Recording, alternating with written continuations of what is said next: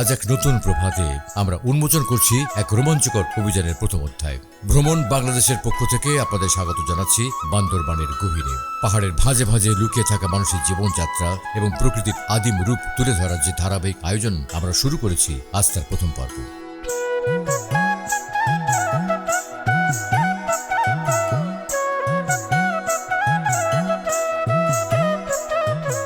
আমাদের আজকের গন্তব্য কক্সবাজারের চকরিয়া থেকে বান্দরবানের দুর্গম ও রহস্যময় বাঘের মুখ পর্যন্ত। আমাদের এই যাত্রাপথটি সাজানো হয়েছে তিনটি ভিন্ন ধাপে। প্রথমে চাঁদের গাড়িতে পাহাড়ি পথ, এরপর বাইকে দেশের সবচেয়ে উঁচু সড়ক জয় করা এবং সবশেষে সাঙ্গু নদীর বুকে নৌকায় ভেসে চলা। তো আশা করি রোমাঞ্চের ঠাসা আমাদের এই প্রথম পর্ব আমাদের হৃদয় ছুঁয়ে যাবে।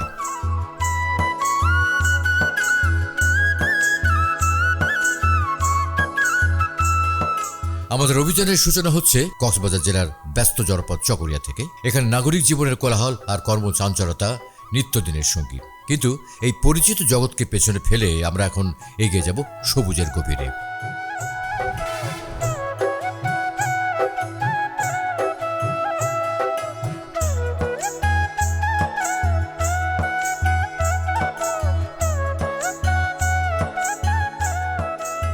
চকরিয়ার পিচঢালা পথে আমাদের চাঁদের গাড়ি যখন ছুটে চলছে, জানালার বাইরে দ্রুত সরে যাচ্ছে শহরে দালান কোঠা।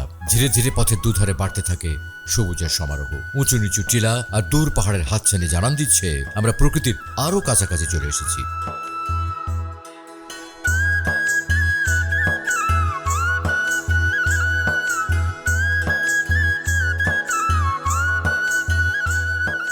চকরিয়া থেকে আলীকদমের দূরত্ব প্রায় 45 থেকে 50 কিলোমিটার। পাহাড়ি আঁকাবাঁকা পথ হওয়ায় সময়টা একটু বেশি লাগে, কিন্তু বাতাসের সতেজ স্পর্শ আর গ্রামীণ জনপদের মন মাতানো সুবাসে সেই ক্লান্তি অনুভব করার সুযোগ নেই। প্রায় ঘন্টা খানেকের এই যাত্রায় প্রতিটি বাঁক যেন এক নতুন দৃশ্যের অবতারণা করে। শহরের জঞ্জাল থেকে দূরে আমরা ক্রমশ প্রবেশ করতে থাকি এক আদিম ও নির্মল সৌন্দর্যের জগতে।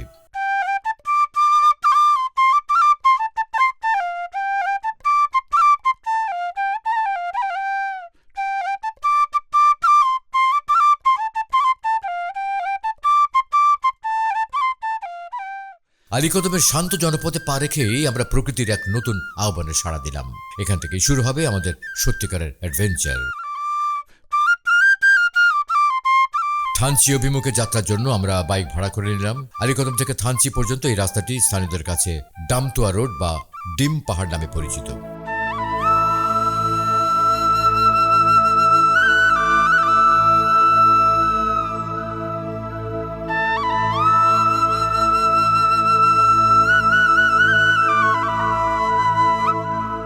প্রায় 35 থেকে 40 কিলোমিটারের এই পথটি বাংলাদেশের সবচেয়ে উঁচু সড়ক পথ হিসেবে খ্যাত। বাইক স্টার্ট দিতেই শুরু হয়ে গেল এক রোমাঞ্চকর জার্নি।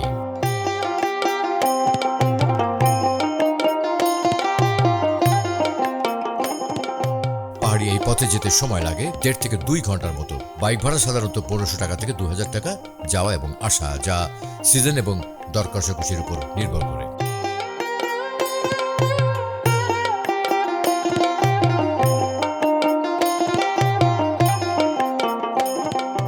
রাস্তার দুধারে প্রকৃতির রূপ যেন জাদুর মতো উন্মোচিত হতে থাকে। চোখে পড়ে মারমা, ত্রিপুরা, বম, মুরংয়ের মতো বিভিন্ন ক্ষুদ্র নৃগোষ্ঠীর ছোট ছোট গ্রাম। বাঁশ, কাঠ আর ছন দিয়ে তৈরি মাচাং ঘরগুলো পাহাড়ের গায়ে এমন ভাবে মিশে আছে যেন মনে হয় এগুলো প্রকৃতিরই অংশ। আদিবাসী নারী পুরুষের কর্মঠ জীবনযাত্রা, কেউ জুম চাষ করছে, কেউ ঝর্ণা জল আনছে। এই দৃশ্যগুলো আমাদের মনকে এক অদ্ভুত প্রশান্তিতে ভরিয়ে দেয়। আধুনিকতার লেশমাত্র নেই এখানে, আছে কেবল জীবনের সরলতা।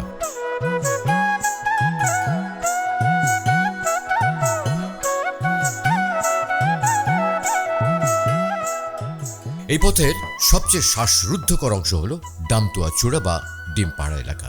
বাইক যখন এই সর্বোচ্চ উচ্চতায় পৌঁছায় তখন মনে হয় আমরা মেঘ আর পাহাড়ের এক বিশাল সমুদ্রের মাঝামাঝি ভাসছি। এক পাশে গভীর খাদ, অন্য পাশে আকাশচুম্বী পাহাড়ের দেয়াল। এখান থেকে দূরে তাকালে দেখা যায় অগণিত ঢেউ খেলানো পাহাড়ের সারি। ভাগ্য ভালো থাকলে আবছাভাবে দেখা মিলতে পারে সাকা হাফং বা তাজিং ডংয়ের মতো দেশের সর্বোচ্চ চূড়াগুলোর।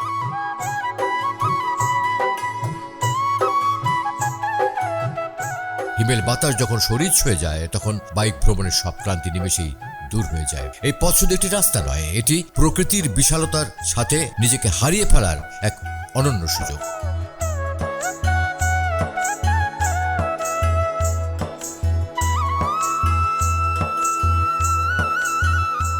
হ্যাঁ, অবশেষে আমরা পৌঁছে গেলাম থানচি, আর এখান থেকেই শুরু হবে আমাদের অভিযানের তৃতীয় ও শেষ ধাপ, নৌপথ। থানচি থেকে বাঘের মুখ পর্যন্ত আমরা একটি ইঞ্জিন চালিত নৌকা রিজার্ভ করে নিলাম। ভাড়া সাধারণত 2500 টাকা থেকে 3000 টাকার মধ্যে, যেখানে 5 থেকে 6 জন অনায়াসেই যাওয়া আসা করতে পারবে। সাঙ্গু নদীর বুকে ভেসে চলার অভিজ্ঞতা এক কথায় অপার্থিব। স্বচ্ছ জলের উপর সূর্যের আলো পড়ে যখন চিকচিক করে, তখন মনে হয় নদীটি হীরের মতো জ্বলছে। দুধারে সবুজে মোড়া খাড়া পাহাড় আর ঘন জঙ্গল তৈরি করেছে এক মায়াবী পরিবেশ। পাখির করতান আর নৌকার ইঞ্জিনের শব্দ ছাড়া এখানে আর কোনো কোলাহল নেই। মাঝে মাঝে নদীর তীরে দেখা মেলে আদিবাসীদের জীবন চিত্রে। নদীপথের স্রোতের বিপরীতে আমাদের নৌকা যখন গর্জন করে এগিয়ে চলছে, হঠাৎ করেই যেন দৃশ্যপট বদলে যেতে শুরু করে। নদীর দুপাশের পাহাড়গুলো আরো খাড়া হয়ে ওঠে। বিশাল আকৃতির বড় পাথর, যাকে স্থানীয়রা সম্মান করে ডাকে রাজা পাথর নামে। যুগ যুগ ধরে সাঙ্গুর খরস্রোত এই পাথরগুলোর গায়ে আছড়ে পড়ে এদের ক্ষয়ে ক্ষয়ে বিচিত্র সব রূপ দিয়েছে। কোনোটা দেখতে হাতির পিঠের মতো, আবার কোনোটা যেন আদিম যুগের কোনো দানব নদীর পাহাড়ে দাঁড়িয়ে আছে।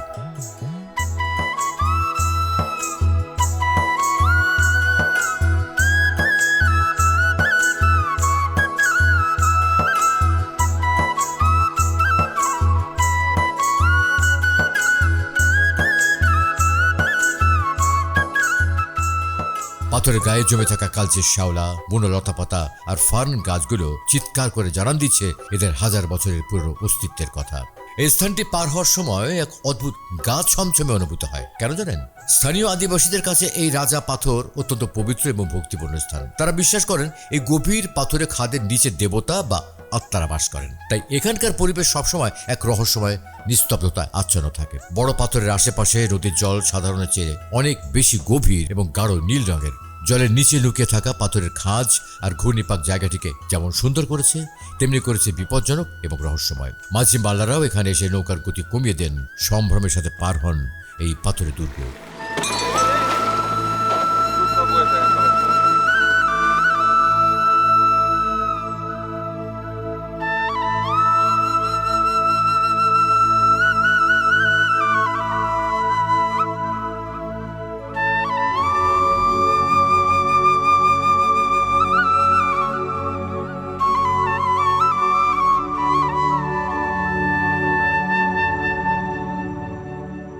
রাজা পাথরের সেই ভুতুরে অথচ জাদুকরী সৌন্দর্য পেছনে ফেলে আমরা এগিয়ে চলি আরো গভীরে। নদীর বাঁকগুলো এখানে আরো তীক্ষ্ণ আর দুপাশের জঙ্গল আরো ঘন।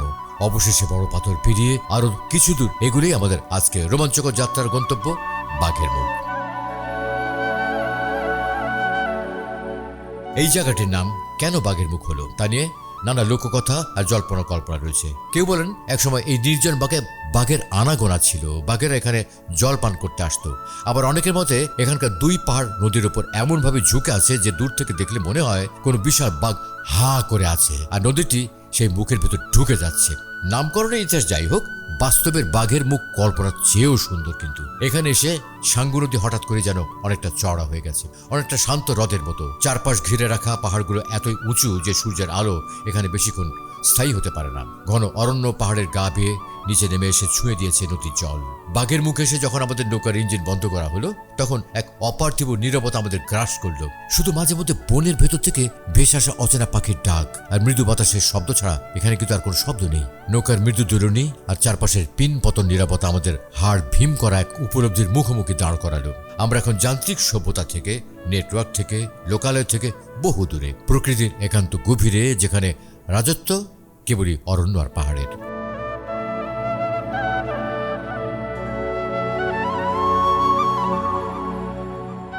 বাঘের মুখের এই শান্ত চরে দাঁড়িয়ে আমরা আজকের মতো বিদায় নিচ্ছি। চকরিয়া থেকে শুরু করে আলীকদমের পাহাড় আর থানচির সাঙ্গু নদী হয়ে এই যে দীর্ঘ পথ চলা, তা আমাদের স্মৃতির পাতায় উজ্জ্বল হয়ে থাকবে। তবে অভিযান কিন্তু এখনো শেষ হয়নি, এটি তো কেবল শুরু।